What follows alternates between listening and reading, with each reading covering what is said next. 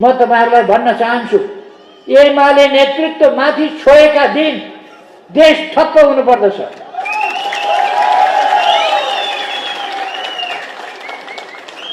देश ठप्प हुनुपर्दछ।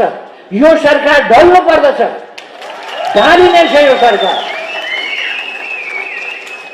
त्यसका निम्ति नेकपा एमाले देशभरिबाट आफ्नो तयारी हालतमा बस्नुपर्दछ। एमालेलाई छोयो कि संसारमा केही महँगो पर्थ्यो भने एमालेलाई छोड्नु महँगो पर्नेछ। त्यो कुराका लागि हामी कुराले होइन, कामले तयार हुनुपर्दछ, गरेर देखाउनु पर्दछ। एमालेलाई फेरि पनि हामीले जिन्दगीभरि लडेर ल्याएको लोकतन्त्रमाथि आज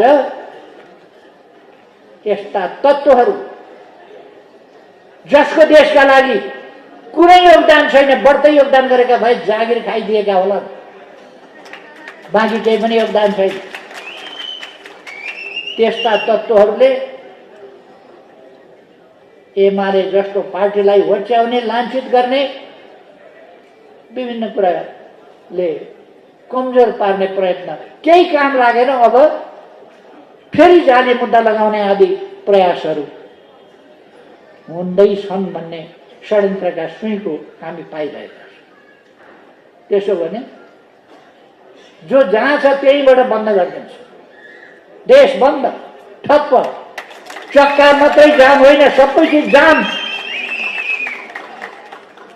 सबै जाम।